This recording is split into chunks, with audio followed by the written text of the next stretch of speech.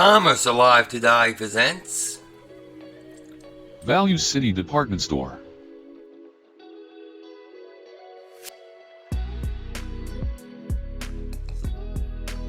It began as a single store in Columbus, Ohio, opened by Ephraim Schottenstein in 1917. Schottenstein's family emigrated from Lithuania and settled in Columbus in the late 1800s. Ephraim was apparently in the clothing business as early as 1909, and soon after he opened his store, E.L. Schottenstein Department Store. Ephraim Schottenstein had 4 sons: Saul, Alvin, Leon, and Jerome, and a daughter, Selma. The children all grew up working in the family store. One brother in particular, Jerome, was credited with orchestrating much of the growth of the corporation in later years. By the time Jerome was a teenager, he was taking trips to New York and making buying decisions for the store. Jerome became an executive in Schottenstein stores in 1946.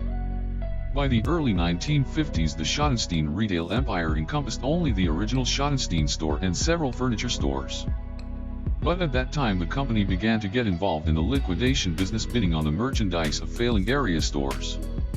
From liquidating merchandise, the company moved to acquiring bankrupt businesses. In 1963, Schottenstein stores acquired a failing store in Dayton, Ohio called Concord City, and the next year it bought another struggling store, Elyria City, in Elyria, Ohio. Then in 1966, the Schottenstein family acquired a store named Value City in Independence, Ohio. The family business continued to buy up bankrupt stores, and it gave them all the Value City name. This name conveyed the prime message of the stores, which was to sell at budget prices. Jerome Schottenstein became president of Schottenstein Stores Corporation in 1972.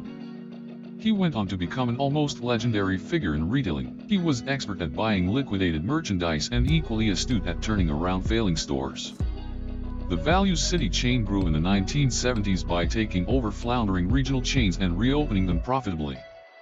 Some were closed and reopened under the Value City name, while others SSC funded and gave management assistance in exchange for a percentage of the business. SSC turned around bankrupt chains such as Valley Fair, Whitman in New Jersey, and Levin's in Texas. Most of the company's operations centered in the Midwest in relatively small towns within 250 miles of Columbus. The company owned extensive real estate in and around Columbus, Ohio, where the firm was headquartered. But Jerome Schottenstein sometimes roamed far afield in looking for juicy liquidations. In the early 1980s, he bought and sold the discontinued product line of flamboyant and bankrupted car maker John DeLorean. Schottenstein also sold overstocked Fiat cars. He was involved in the operation of an air freight company in Singapore, though he had never been to Singapore. While most of the Value City stores operated in relatively small towns such as Lee, Ohio, Schottenstein Stores Corporation also bought chains in big cities such as Wiebold's in Chicago. By the early 1980s, Schottenstein Stores was still tightly controlled by the Schottenstein family. The Value City chain had grown to around 35 stores, and it pulled in about $250 million annually. The company's furniture division, Value City Furniture, was one of the leading furniture retailers in the country.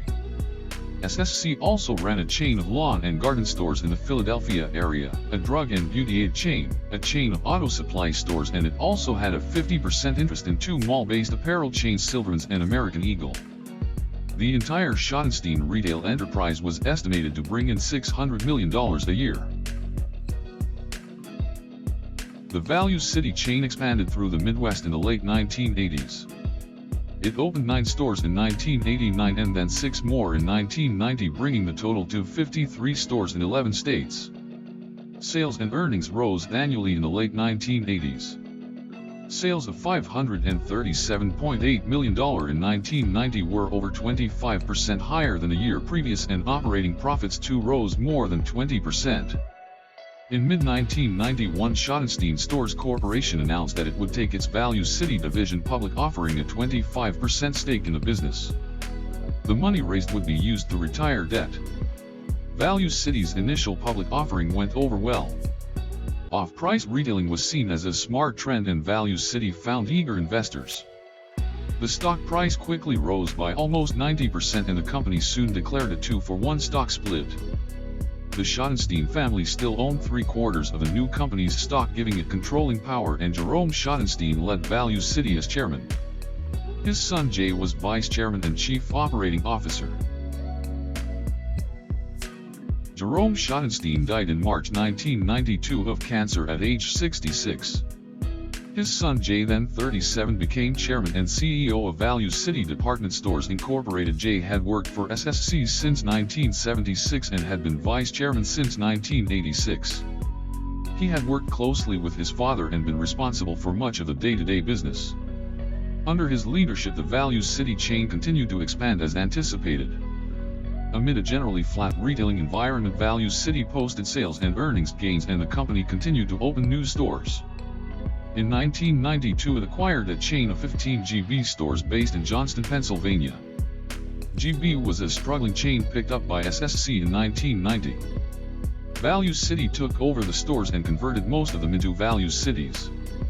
The Value City formula seemed to make it stand out even as the market filled with other discount chains such as Marshall's, TJ Maxx, and Filling's Basement.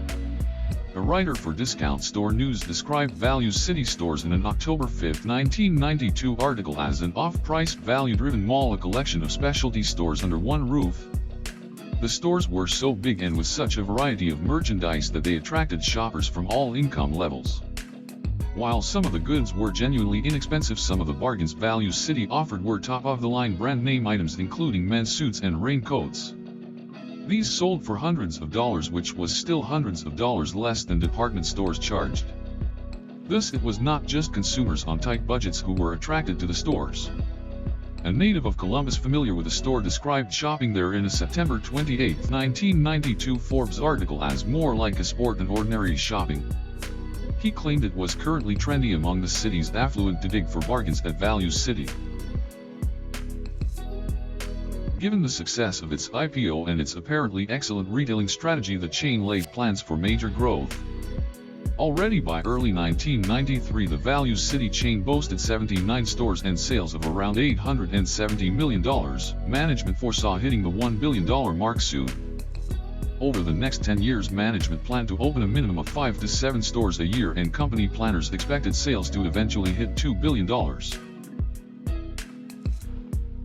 Yet by 1995 the story was a little different. Apparel, which accounted for about 2/3 of Value City's sales, was stagnant, and company analysts struggled to come up with a corrective strategy. The company had problems getting a new distribution center up and running. The market was considered flat in any case, and exceptionally warm weather in the fall of 1994 further depressed apparel sales. This led to a steep drop in earnings. The company looked at ways to make its stores friendlier, to advertise more effectively, and to move more goods from the back room onto the selling floor. Company executives reiterated that Value City had a great retail strategy. The firm's senior vice president told the Daily News Record on November 3, 1995 that the chain was depending on its buyers being sharper and closer to need in order to get Value City cooking again. Despite difficulties, the chain continued to expand, moving mostly eastward. It opened stores in Atlanta, Georgia, and Charlotte, North Carolina in 1995, and in 1996 opened 9 stores total, including stores in New Jersey and Washington, D.C. Though the chain had long been suited to smallish towns, it expanded in Chicago and in suburbs of Philadelphia and St. Louis. All the stores the chain opened were not the same. The merchandise mix was specifically targeted to certain buying groups. A Paramus, New Jersey store, for example, was filled with pricier and more sophisticated goods, while others in less trendy urban markets were designated as moderate or budget stores overall. The chain's advancement continued as the firm bought up struggling regional merchants. Its new Philadelphia stores, for instance, were remodeled from units of a chain called Clover. By the late 1990s, Value City had grown to a chain of over 90 stores. But the growth had come at a cost. By 1997, Value City was in a slump that had lasted for many months and sent earnings spiraling down. Same-store sales growth was under 1% monthly, and inventory piled up. In late 1997, Value City hired a turnaround artist, Martin Doolan, to take over as president and chief executive, temporarily setting aside Jay Schottenstein and former president George Iacono. Doolan brought in a team of new executives and set to work refocusing Value City's apparel buying. Some stores were slated for renovations, which included wider aisles, new carpeting and signs, and a way of grouping goods by category rather than brand name. The company also began offering more services to its customers, such as automated teller machines in the stores and promotional incentives to its store credit card holders, and upped the discount its employees receive on purchases from 10 to 20%. By the fourth quarter of 1998, the company had survived its retting period. Doolan had refocused the store on branded goods, and he attributed that shift to the company's returning fortunes. What Doolan called good brands had grown over his tenure from 15% of sales to over 60%. Most stores were renovated. The chain had halted its new store openings for fiscal 1998 but resumed its expansion with several new openings in the Southeast in 1999. Sales for 1998 reached $1.16 billion, and the company also made a new acquisition, buying up a shoe retailer called Shawnee Corporation in May. A year later, the picture looked even better. Earnings increased dramatically and the firm made several more strategic acquisitions. Value City took over 8 stores from the Crowley's chain, which was in bankruptcy proceedings, giving it 5 stores in Detroit and 3 in Connecticut. Later in 1999, Value City acquired the inventory of the bankrupt Starter Corporation, a maker of athletic outerwear. Value City also purchased a chain of 14 discount stores in the St. Louis area, Grandpa's. The company planned to reopen them as Grandpa's Value City. In 2000, Value City paid $16.1 million in cash and stock for the Fillings Basement chain.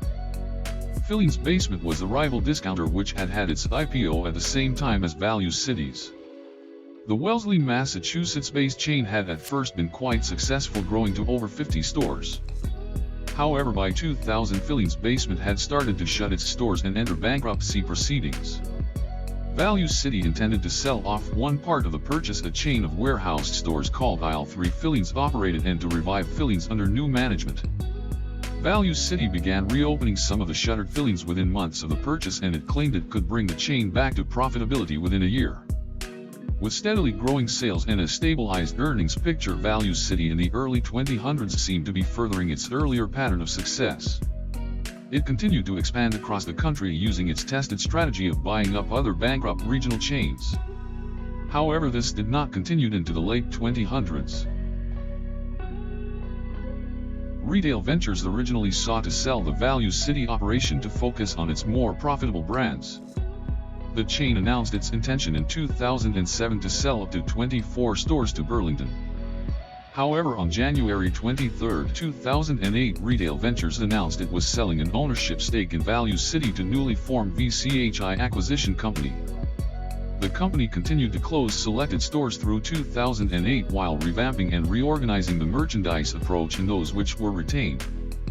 On October 27, 2008, Value City announced that the chain was filing for bankruptcy and that all remaining stores would close. The sales were completed on December 23, 2008.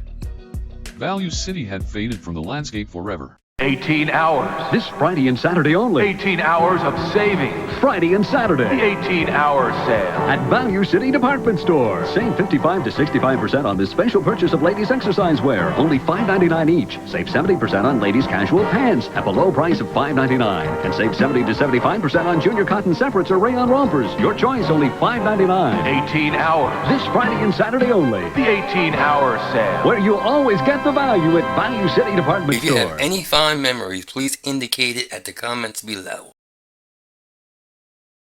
Thanks for watching, subscribe and like.